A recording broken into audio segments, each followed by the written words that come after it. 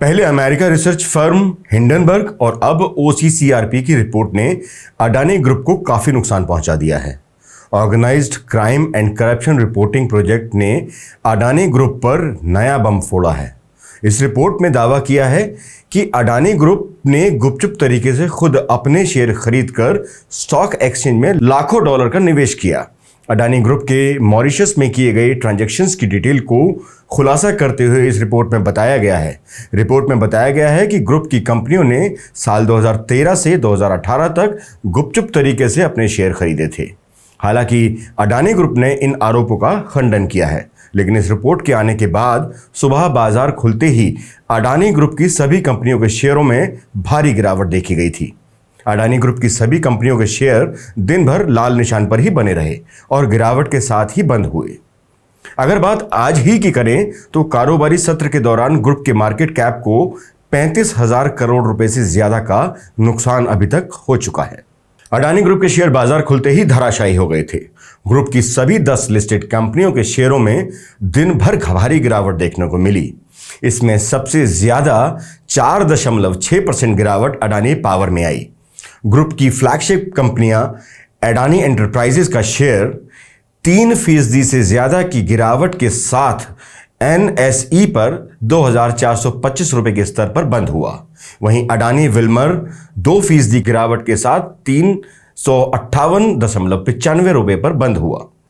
International media संस्थान financial times और the guardian में अडानी की 2 बड़ी रिपोर्ट्स सामने आई थीं। इन दोनों रिपोर्ट्स का सार यह है कि चीनी एजेंट चांग चिंग लिंग और दुबई के एजेंट नासिर अली के जरिए अडानी साल 2013 से अपनी ब्लैक मनी का हवाला का पैसा अपनी कंपनियों में लगा रहे थे। रिपोर्ट्स के ही मुताबिक इन दोनों के माध्यम से ही मॉरिशस और यूएई देशों में शेल कंपनियां बनाई गई थीं। रिपोर्ट्स के अनुसार ये शेल कंपनियां अडानी की कंपनियों से लिंक्ड थीं। माना जाता है कि ये दोनों ही चीनी और यूएई के एजेंट अडानी से जुड़ी कंपनियों में डायरेक्ट रहे हैं। अब इन्होंने इन शेल कंपनियों का पैसा बरमूडा के ग्लोबल अपॉर्चुनिटीज फंड्स नाम के एक इन्वेस्टमेंट फंड में लगाया है।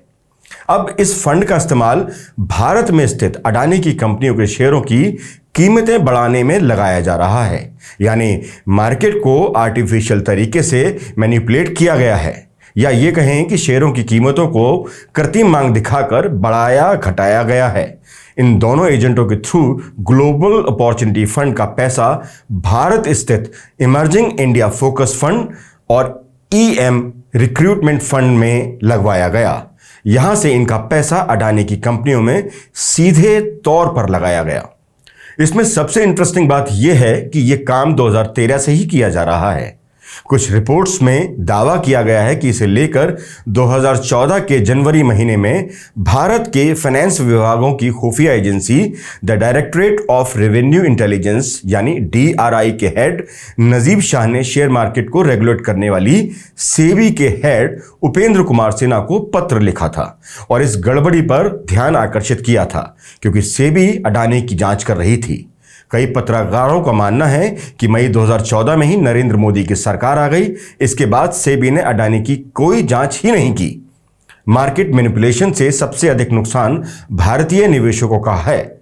ऊपर से ये पैसा टैक्स के बाहर का है, यानी ब्लैक मनी का है, और ये कोई 10, 20, 100 करोड़ रुपए की बात नहीं है, ये अरबों रुपए का मामला है। अब फिलहाल अडानी को बचाने के आरोप लग रहे हैं। पहले से ही अडानी और मोदी के संबंधों पर खुलकर बोलने वाले कांग्रेस नेता राहुल गांधी भी इसको लेकर कई सवाल खड़े कर रहे हैं। $1 बिलियन हिंदुस्तान से अडानी जी की कंपनी के नेटवर्क के थ्रू अलग अलग देशों में गया और फिर वापस आया, और उस पैसे से अडानी जी ने जो उनकी शेयर प्राइस थी उसको बढ़ाया, इन्फ्लेट किया। वो इस पैसे से शेयर प्राइस को इन्फ्लेट करके खरीद रहे हैं। इस काम को करने के लिए मास्टरमाइंड विनोद अडानी जी हैं, जो उनके भाई हैं, गौतम अडानी जी के भाई हैं, मगर उनके साथ उनके 2 बिजनेस पार्टनर और हैं। एक का नाम नासिर अली शबान अली और दूसरा चैंग चुंग लिंग चाइना का है। और ये जो फॉरेन नेशनल्स हैं, ये हिंदुस्तान की शेयर मार्केट को कैसे मैनिपुलेट कर रहे हैं, ये सवाल क्यों नहीं पूछा जा रहा है? नेशनल सिक्योरिटी का मामला है। अदानी जी डिफेंस में काम करते हैं। जो सेबी का इन्वेस्टिगेशन हुआ था, जिसने क्लीन चिट दी, जिस व्यक्ति ने इन्वेस्टिगेशन किया और जिसने क्लीन चिट दी, आज वो अदानी जी का जो चैनल है एनडीटीवी, उसका डायरेक्टर है। इंटरनेशनल मामला है, स्टॉक मार्केट को इन्फ्लेट किया जा रहा है। तो सवाल ये उठता है, इसके बारे में प्रधानमंत्री कुछ क्यों नहीं कर रहे हैं, शांत क्यों हैं?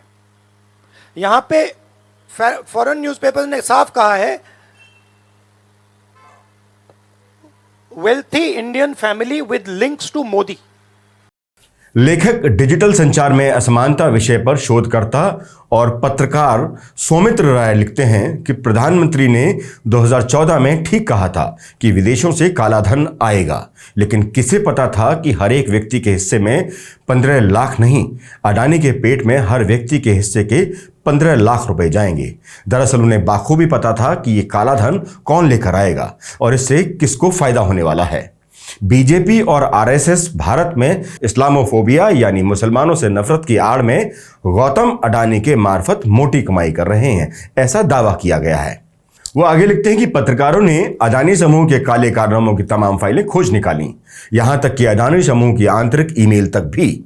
सारे दस्तावेजी सबूत भारत के बिके हुए दलाल गोदी मीडिया को नहीं, बल्कि ब्रिटेन के द गार्जियन और फाइनेंशियल टाइम्स को दिए गए। ओसीसीआरपी की रिपोर्ट कहती है कि अडानी के 75% शेयर्स मॉरिशस में बैठे इन दो लोगों के हैं। दूसरे शब्द में कहें तो गौतम अडानी की दौलत का 75% हिस्सा काला धन है। प्रधानमंत्री की मेहरबानी है कि सेबी जैसी एजेंसियां अब तक इन दो नामों को खोज नहीं पाई हैं, जो ओसीसीआरपी के पत्रकारों ने कर दिखाया है। वो आगे अपने लेख में लिखते हैं कि भारत के शेयर होल्डिंग कानून के मुताबिक किसी भी कंपनी के शेयर्स का 25% आम लोगों के लिए होना चाहिए, लेकिन अडानी ने इन आम लोगों में भी अपने लोग घुसाए। ये पूरा खेल 2013 से 2018 के बीच हुआ। शायद इसलिए नरेंद्र मोदी अडानी के जहाज से पीएम पद की शपथ लेने दिल्ली पहुंचे थे। ये पूरा काला धन बरमुडा में ग्लोबल अपॉर्चुनिटी फंड के रास्ते भारत आया। दोष सिर्फ प्रधानमंत्री अडानी का ही नहीं, कांग्रेस की मनमोहन सरकार का भी है। लिंग और नासिर पर 2007 में राजस्व खुफिया निदेशालय ने हीरे के कारोबार में काला धन लगाने पर उंगली उठाई थी। मामला रफा दफा कर दिया गया। तभी पता चला था कि चांग चुंग लिंग ने तो अडानी की 3 कंपनियों का निदेशक बनना भी स्वीकारा और बने भी। उसका पता भी तब वही था जो सिंगापुर में विनोद अडानी का था। 2014 में डीआरआई ने फिर पकड़ा कि अडानी ने बिजली के उपकरण खरीदने के लिए $1 बिलियन का काला धन विदेशों से जुटाया, लेकिन तब मोदी जी सत्ता में आ चुके थे। तब भी चांग और नासिर का नाम सामने आया था। इसके साथ ही विनोद अडानी का नाम भी सामने आया था। Organized crime and corruption reporting project यानी ओसीसीआरपी खोजी पत्रकारों का एक ग्लोबल नेटवर्क है। ओसीसीआरपी की स्थापना साल 2006 में हुई थी। ओसीसीआरपी का गठन एशिया, यूरोप, अफ्रीका और लैटिन अमेरिका में फैले 24 गैर लाभकारी जांच केंद्रों ने किया है। ओसीसीआरपी ऑर्गेनाइज्ड क्राइम पर बेस्ड रिपोर्टिंग में एक्सपर्टीज का दावा करता है। ये मीडिया घरानों के साथ साझेदारी के माध्यम से आर्टिकल पब्लिश करता है। ओसीसीआरपी की यह रिपोर्ट उस वक्त आई है जब देश आम चुनाव के मुहाने पर खड़ा है और जब विपक्ष अडानी और मोदी को लेकर पहले से ही हमलावर है। ऐसे में इस रिपोर्ट से फिर सरकार विपक्ष के निशाने पर आ गई है। खैर, अडानी और सेबी को लेकर आगे जैसे जैसे हमारे पास चीजें आती रहेंगी, जैसे जैसे पुख्ता सबूत हमारे पास आते रहेंगे, हम आपके सामने यानी अपने दर्शकों के सामने प्रस्तुत करते रहेंगे। आज के लिए बस इतना ही। आपके सामने फिर हाजिर होंगे ऐसी ही किसी रिपोर्ट के साथ। तब तक के लिए नमस्कार।